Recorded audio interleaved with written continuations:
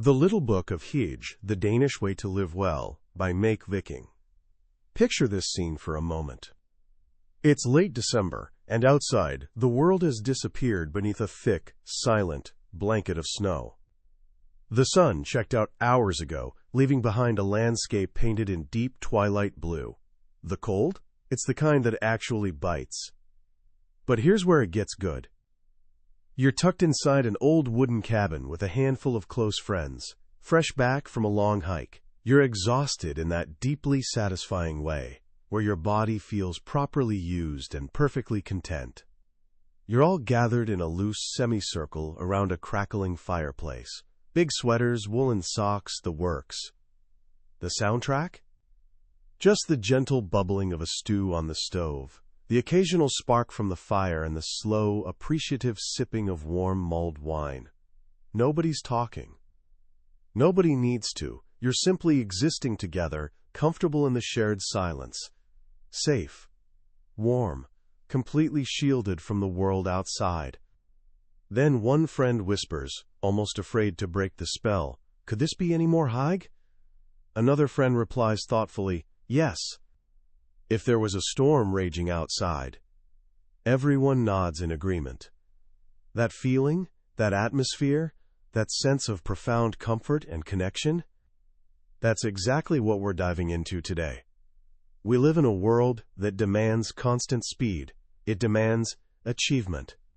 It demands that we perpetually optimize, upgrade, and hustle. We chase happiness through big promotions, exotic vacations, and expensive purchases. And yet, so often, we end up stressed, disconnected, and feeling this strange kind of emotional chill. But here's a thought. What if the secret to happiness isn't hidden in the big, loud moments, but rather in the small, quiet ones? What if the key to a good life isn't about adding more, but about truly appreciating what's already there? There's this small country in Scandinavia, tucked away in Northern Europe, known for its absolutely terrible weather and some of the highest taxes in the world. And yet, year after year, study after study, Denmark consistently ranks as the happiest nation on earth. How is that even possible? The answer, it turns out, lies in a simple, profound, and completely untranslatable word, Hygge. It's pronounced hygge, and while you might stumble over saying it at first, you'll definitely know how to feel it. People have called it coziness of the soul, the art of creating intimacy, and my personal favorite, cocoa by candlelight. Today we're diving deep into this phenomenon, through the eyes of someone who literally studies happiness for a living. Meik Wiking is the chief executive of the Happiness Research Institute in Copenhagen. Yes, that's actually a real place. And in his wonderful exploration, The Little Book of Hygge, he unpacks the philosophy, the practice, and the surprising power of this uniquely Danish concept. This isn't just about interior decorating tips. It's about how to actually live. It's a survival strategy for cold winters and dark days. And by the end of our time together, you'll understand exactly how to bring this warmth, this connection, and this profound sense of well-being into your own life, starting today. So grab a cup of something warm, find a comfortable spot, and let's discover the gentle art of Hygge together. Let's start with where this whole concept comes from. The word hygge actually originates from an old Norwegian word meaning well-being. And if you trace it back even further, it might relate to the word hug. It's fundamentally about comfort, about mood, about consideration. But here's the tricky part. Defining hygge is surprisingly difficult. It's not a thing you can simply buy off a shelf. It's not a recipe you can follow precisely. Meik Wiking emphasizes that hygge is about an atmosphere and an experience, rather than possessions. It's that feeling that we're safe, that we're shielded from the world, and that we can finally let our guard down. And yet, while the feeling itself is abstract, the ingredients are often surprisingly tangible. And the first, most essential ingredient, the thing that Danes associate with hygge more than absolutely anything else, is light. But not just any light. If you want to truly understand Hygge, you need to understand the Danish relationship with darkness. From October through March, Denmark is basically draped in darkness. The winters are long, cold, and seriously dark. When the sun sets at 4 in the afternoon, you won't see it again for 17 hours. Hygge, therefore, is fundamentally a response to that environment. It's the antidote. And the fastest way to create it? Strike a match. No recipe for Hygge is complete without candles. When Danes are asked what they associate most with Hygge, 85% immediately mention candles. They call them levende lys, which translates to living lights. This isn't just some casual hobby. Denmark burns more candles per capita than any other country in Europe. The average Dane burns around 6 kilograms, that's over 13 pounds, of candle wax every single year. To put that in perspective, they only consume about 3 kilos of bacon annually. They are genuinely serious about their candles. You'll find them absolutely everywhere. Not just in living rooms, but in classrooms, in offices, even in boardrooms. It's an instant pathway to emotional coziness. In fact, the Danish word for a spoilsport, a party pooper, is lyseslukker. It literally means the one who puts out the candles. You simply don't mess with the Hygge. But here's an important note. These aren't the pumpkin spice or vanilla bean scented candles you might be used to. Danes actually consider scented candles artificial. Hygge is about the natural, the organic, the pure flicker of the flame itself. But the obsession with light goes beyond just candles. Danes are absolute fanatics about electric lighting too. But again, the quality of the light is everything. Think about the light in a hospital operating room, or maybe those buzzing fluorescent tubes in an old office building. That light is cold, harsh, and sterile. It makes you squint. It puts you on edge. Now think about the light of a sunset, or the warm glow of a campfire. That light is warm, soft, and inviting. That's the Hygge sweet spot. Danes design their homes to create what Wiking calls soothing pools of light. They use several smaller lamps scattered around the room rather than one big, bright overhead light. They create these small caves of warmth. They want the light to be flattering, soft, like that magical golden hour just before sunset. There's this famous Danish designer named Poul Henningsen. Danes just call him PH. He was completely obsessed with light. He grew up with the soft glow of petroleum lamps and spent his entire career trying to recreate that softness with electric bulbs, designing lamps that disperse light beautifully without any harsh direct glare. He understood something profound. The positioning of the lighting is actually more important than the furniture itself. It doesn't cost money to light a room correctly, PH once said, but it does require culture. So the first pillar of Hygge is atmosphere. Turn down those lights, create warmth. But light is really just the stage setting. The real drama of Hygge happens between people. If there's one thing that happiness research confirms again and again, it's this simple truth.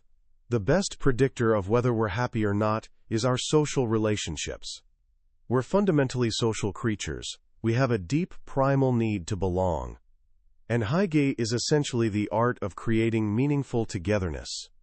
It's like a hug, without actually touching. In Denmark, people genuinely prioritize this connection. The work-life balance is absolutely sacred. Work later than 5:30, and the office becomes a morgue. Work on the weekend, and people think you've lost your mind. The idea is that families and friends need time to play and eat together at the end of each day, every single day. This focus on connection means that Danes socialize more often with friends and family than almost anyone else in Europe. But Hygge defines exactly how they socialize. It's not about big, loud parties or aggressive networking events. Hygge happens in small, intimate groups. Most Danes say the ideal number of people for Hygge is just 3 or 4. Why so small? Because Hygge requires trust. It requires true intimacy. It's a space where you can be completely relaxed and utterly yourself. There are rules to this interaction, unspoken but deeply understood. Wiking lays them out in what he calls the Hygge Manifesto, and these rules are absolutely crucial to understanding the Danish psyche. First, There's equality. Hygge is we over me. It's intensely democratic. Nobody takes center stage. Nobody dominates the conversation. If you're hosting a Hygge evening, it's actually more Hyggelit if everyone helps prepare the food, rather than the host being stuck alone in the kitchen. Everyone shares the tasks, and everyone shares the airtime. Then there's harmony. It's not a competition. This is perhaps one of the hardest things for outsiders to really grasp. In a Hygge setting, there's simply no need to brag about your achievements. Flashing your expensive watch or talking endlessly about your latest promotion doesn't just seem like poor taste. It actively destroys the Hygge. It breaks the harmony and that sense of equality. There's also truce. No drama allowed. When you enter the Hygge space, you're agreeing to a ceasefire. Controversial topics, politics, polarizing religious debates, stressful work issues are deliberately set aside. Hygge is a shelter from the conflicts of the outside world. The conversation is cozy chit-chat, what the Danes call hyggesnack. And perhaps most importantly, there's presence. Be here now. Turn off those phones. You simply cannot Hygge if you're scrolling through social media or checking your work emails. Hygge is about truly savoring the moment, about being fully engaged with the people around you and the experience you're sharing together. It's about complete commitment to the present moment. When all these elements align perfectly, the atmosphere, the equality, the harmony, the presence, you create a space of profound psychological safety. It's like a tribe, a genuine place of peace and security. Wiking makes this fascinating observation about this style of interaction. He calls Hygge socializing for introverts. Think about it for a moment. If you're someone who gets completely drained by large crowds, endless small talk, and high-energy environments, the typical social scene can feel absolutely exhausting. But Hygge offers a different way to be social without being draining. It's slow, it's deep, it's meaningful. It's a way of connecting that genuinely respects the need for calm and quiet. When we're in this state of Hygge, something interesting happens in our brains. We release oxytocin, often called the cuddle hormone. It's the hormone that bonds us together, that reduces stress, fear, and pain. It's our social glue. Hygge, in many ways, is all about creating the perfect conditions for oxytocin to flow naturally. But you can't have a proper Hygge gathering without the right fuel. And this brings us to one of the most beloved aspects of Danish lifestyle: food and drink. If Hygge is about atmosphere and togetherness, it's also, undeniably, about pleasure. It's about indulgence. Hygge is about being genuinely kind to yourself. It's about giving yourself a treat, and giving yourself and each other a break from the constant demands of healthy living. Sweets are hyggelig. Cake is hyggelig. Coffee and hot chocolate are hyggelig. Carrot sticks? Not so much. There's this element of sinfulness, of letting go of control, that's actually integral to the Hygge ritual.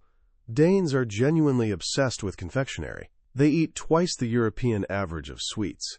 And cake is absolutely everywhere, in offices, in homes, in cafes. Why this intense obsession with sugar?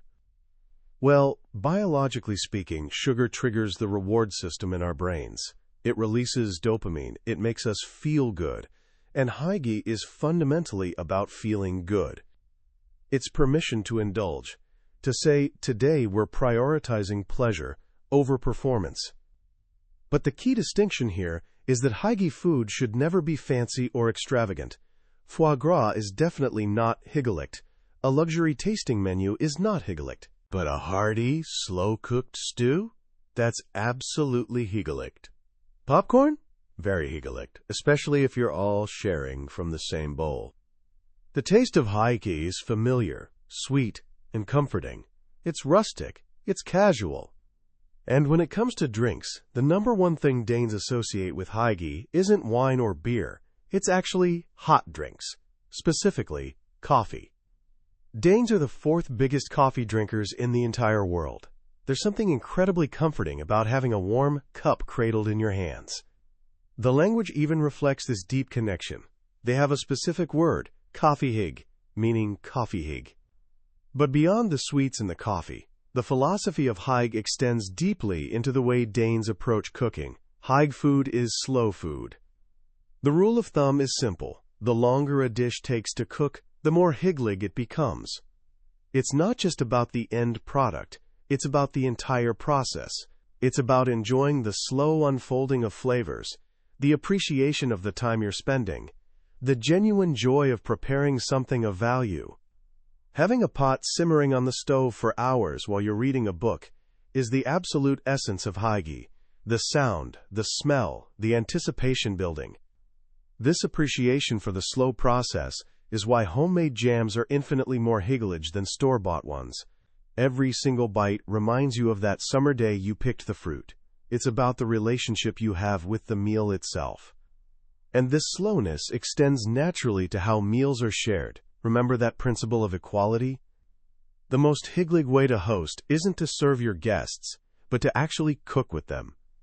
Wiking talks about his food club. Instead of taking turns hosting fancy dinner parties where one person does all the exhausting work, they always cook together. Everyone brings ingredients for a small dish. It's relaxed, informal, and completely egalitarian. One evening they spent 4 entire hours making sausages from scratch. The process itself, the messy, slow, collaborative effort, that was the hygge.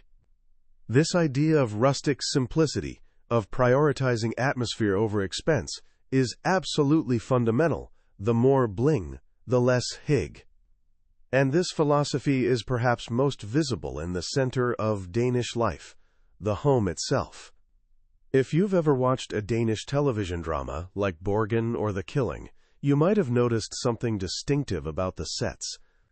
The homes look like they've stepped straight out of an interior design magazine. Beautiful lamps, classic wooden chairs, minimalist decor. Some people jokingly call it furniture porn. And it's completely true.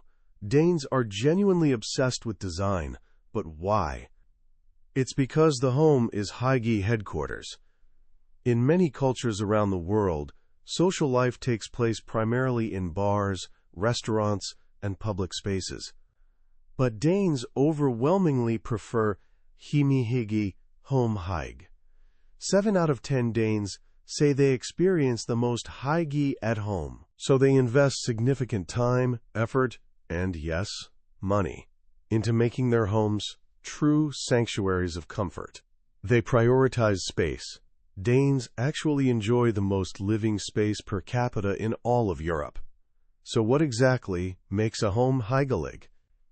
The first thing every home absolutely needs, according to Wiking, is a hyggekrog. This roughly translates to a nook. It's that one special spot in the room where you love to snuggle up with a blanket, a good book, and a steaming cup of tea. It might be a wide windowsill, a comfortable armchair tucked in the corner, or a cozy spot on the sofa. It's your personal retreat within the retreat. Why do we love these nooks so much? It goes back to our primal instincts.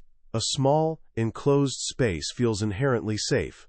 It's a place where we don't feel exposed to the unpredictable. We feel genuinely relaxed. Next, if you can possibly manage it, a fireplace. This might be the ultimate symbol of hygge. The warmth, the sound of crackling wood, the mesmerizing sight of dancing flames. 3 out of 10 homes in Denmark have a fireplace or a wood-burning stove. It's the beating heart of the home during winter. But the defining feature of a hyggelig interior isn't just how things look, it's equally about how things feel. Hygge is deeply tactile. Letting your fingers run across a rough wooden table, holding a warm ceramic cup, feeling the incredible softness of a sheepskin rug. These sensations are distinctly different from the feeling of cold steel, smooth glass, or hard plastic. Danes genuinely love things made out of wood. Wood makes us feel closer to nature. It's simple, natural, and organic. And they don't just stop at wood. They bring the entire forest inside. Leaves, nuts, twigs, animal skins. Wiking jokes that you want to think, how would a Viking squirrel furnish a living room? You want a rich variety of textures everywhere. Blankets and cushions are absolutely essential. Snuggling up with a blanket is deeply Hygge, even if you aren't actually cold, simply because it feels cozy. It's all about comfort. It's about security. Hygge is about giving your responsible, stressed-out achiever adult self a well-deserved break. It's about knowing that, just for a little while, everything is genuinely going to be okay. A Hygge home also embraces the imperfect and the old. Vintage items are highly valued. An old lamp, a worn table, a chair with visible history. Objects hold emotional value and tell stories. Wiking talks about 2 footstools he personally made with his uncle from a 100-year-old walnut tree. They aren't remotely perfect, but when he looks at them, he immediately remembers that afternoon they spent carving them together.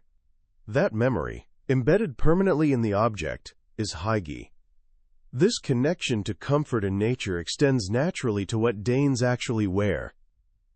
Danish fashion is stylish, certainly, but it's fundamentally casual. The goal is to be relaxed, comfortable, and warm above all else. The look is minimalist, and, frankly, pretty monochromatic. In Denmark, everyone basically wears black.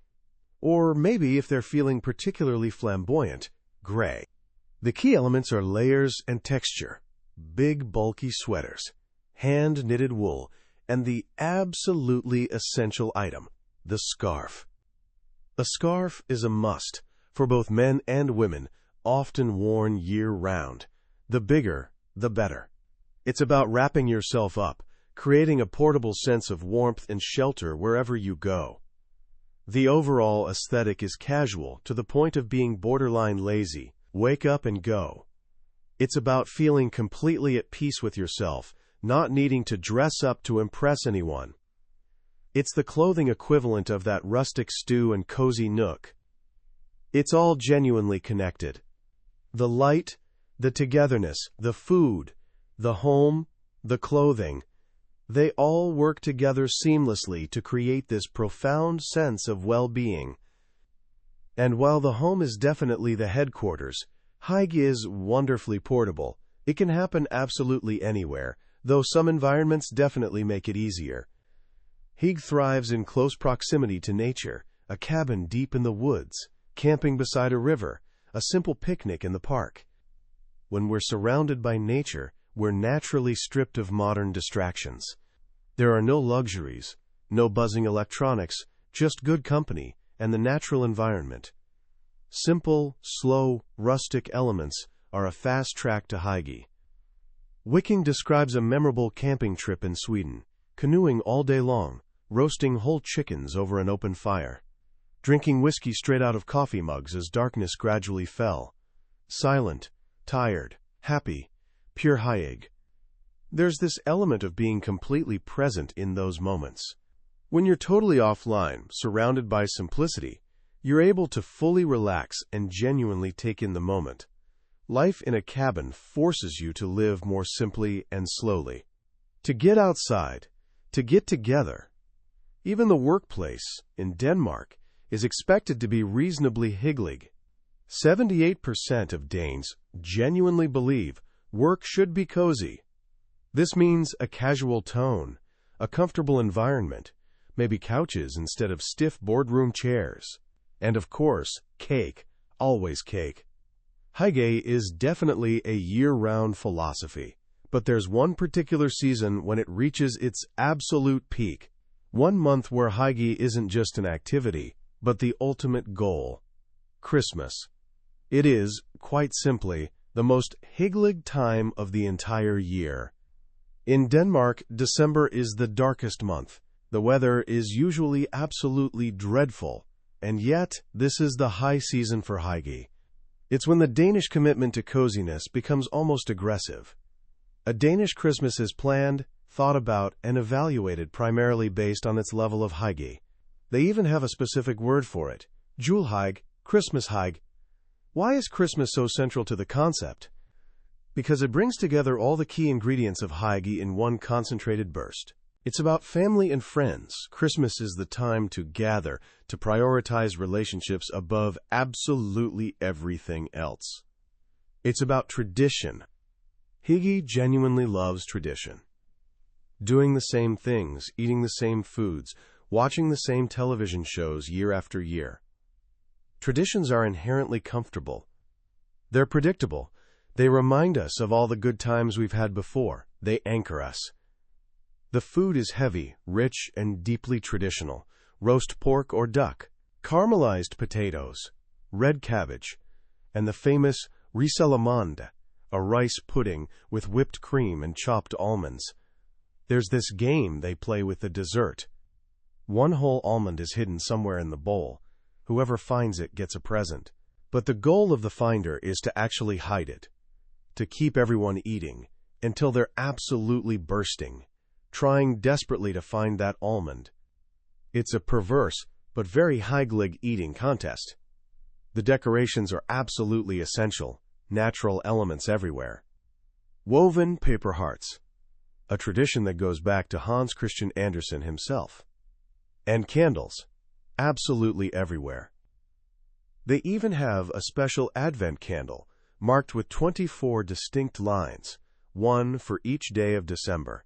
It's the slowest countdown clock in the world. It forces you to genuinely slow down, to mark the passage of time, to anticipate the coziness yet to come. All of this preparation, the cooking, the decorating, the shopping, can be genuinely stressful, and this seems like a contradiction, doesn't it? How can the preparation for Hygge be so un-Hygge? But this is actually essential to the entire concept. Hygge is only truly possible if it stands in stark opposition to something that is not Hygge. Remember that cabin story from the beginning? The evening would be even more Hygge if there was a storm raging outside. The contrast between the harsh exterior and the cozy interior is exactly what makes the feeling so potent. The stress of December makes the eventual calm of Christmas Eve feel genuinely earned. It's what Wiking calls the race to relax.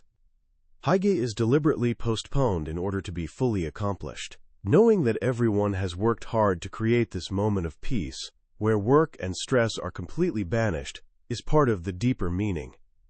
Hygge is a sanctuary, and Christmas is its high temple. Now, as we explore all these elements, the designer lamps, the fireplaces, the elaborate Christmas traditions, you might be thinking, this sounds pretty expensive. But this is where we often fundamentally misunderstand Hygge. Hygge is actually humble at its core. It's slow. It's choosing rustic over new, simple over posh, and ambience over excitement. You absolutely cannot buy the right atmosphere or a genuine sense of togetherness. The art of creating real intimacy cannot be bought by anything except time, genuine interest, and engagement with the people around you. In fact, the more money and prestige are associated with something, the less Hygge it actually becomes. Drinking tea is more Hygge than drinking expensive champagne. Playing board games is more Hygge than playing high-end computer games. Home-cooked food is more Hygge than eating out at fancy restaurants. Hygge is fundamentally about appreciating the simple pleasures in life and can be achieved on a shoestring budget. The best things in life really are free. We live in an age of endless electronic entertainment. We hang out with technology instead of each other. But activities that force us to genuinely connect, to slow down, are deeply Hygge and often cost nothing at all.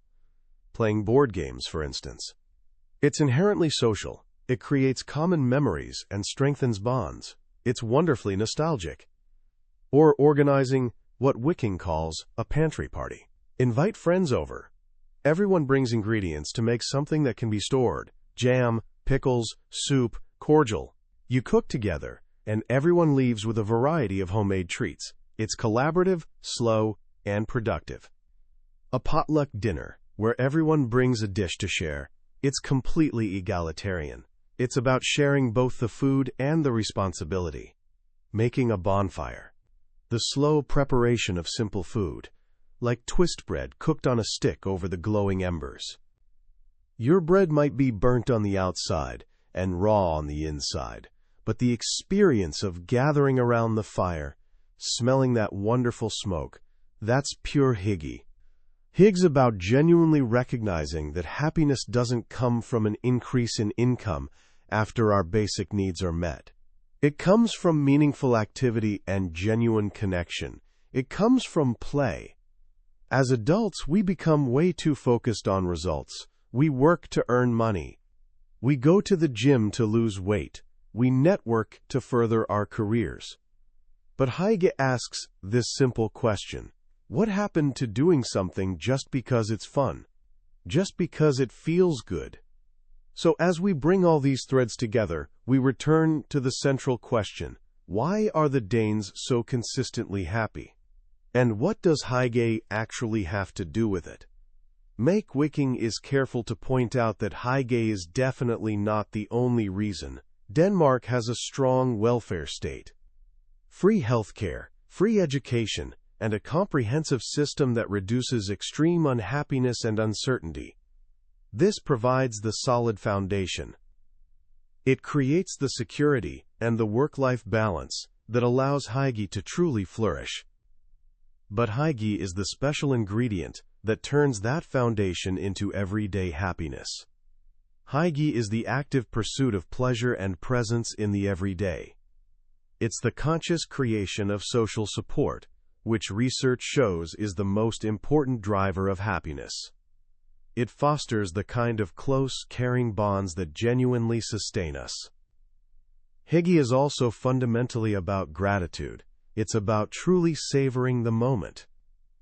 It's recognizing that this moment, right now, with the warm coffee, the good book, the comfortable silence with a friend, this might be as good as it gets. And that's genuinely wonderful. Studies consistently show that people who practice gratitude are happier, more helpful, and less materialistic. Hygge helps us to be grateful for the everyday because it's all about savoring simple pleasures. It's about making the absolute most of what we have in abundance, the everyday. Benjamin Franklin once said, "Happiness consists more in small conveniences or pleasure that occur every day than in great pieces of good fortune that happen but seldom." That's the absolute essence of Hygge. It's a philosophy that doesn't ask you to radically change your life. It asks you to slightly change your perspective, to slow down, to be present, to prioritize genuine connection, to create shelter. In a world that's often cold, fast, and uncertain, Hygge offers warmth, slowness, and safety. It's a way of finding magic in the mundane and comfort in the company of others. It is, truly, the Danish way to live well. The lessons from the Little Book of Hygge resonate so deeply today because we are, perhaps more than ever, desperately craving what Hygge offers. We're technologically connected but often emotionally isolated. We're constantly busy but often lack a real sense of purpose. We have access to endless entertainment but often forget how to simply be. Meik Wiking's exploration isn't just a charming look at Danish culture. It's a gentle manifesto for a genuinely different way of living. It's an open invitation to reclaim the everyday and infuse it with warmth and meaning. So how can you start bringing Hygge into your life right now? It doesn't require a major overhaul. Hygge is built on small, intentional actions. First, rethink your lighting situation. Tonight, when the sun goes down, resist the automatic urge to flip on the bright overhead lights. Instead, light a candle or two. Or use smaller, warmer lamps to create those pools of light. Notice how it immediately changes the entire atmosphere of the room. Second, create your own Hyggekrog. Designate a cozy nook somewhere in your home. It could be your favorite chair. Add a soft blanket and a comfortable cushion. Make it the place where you go to read, listen to music, or just sit and think. Make it a screen-free zone. Third, prioritize genuine presence during meals. When you eat with others, make a pact to put the phones away. Focus on the actual conversation. Practice hyggesnack, cozy conversation that deliberately avoids drama and competition. Enjoy the shared experience of the food and the company. And finally, embrace the slow and the simple. Instead of going out for an expensive meal, organize a potluck or a cooking night with friends. Make something that genuinely takes time, like a slow-cooked stew or fresh bread. The process is just as important as the final result. Hygge is a gentle reminder that the good life isn't something we arrive at in the distant future. It's something we actively build every single day, through small comforts, shared moments, and a conscious decision to seek out the warmth in the world. That was the book summary of The Little Book of Hygge by Meik Wiking. We've covered the highlights today, but I have to be honest with you, a summary only scratches the surface. The real charm of this book is in all the details, the specific recipes, the particular traditions, and the gentle way the author explains this profound philosophy. This summary is meant to give you the essence of Hygge, but if anything we've discussed today has genuinely resonated with you, if you're craving that sense of warmth and connection, I highly recommend grabbing your own copy. Reading it isn't just learning, it's an experience that can genuinely change how you approach your daily life. The link to the book is in the description below. Also, if you found this journey into the heart of Danish coziness valuable, please hit that like button and subscribe to the channel. We have many more explorations into life-changing books coming up on the Billionaire's Bookshelf, and I wouldn't want you to miss them. Let's keep learning and growing together.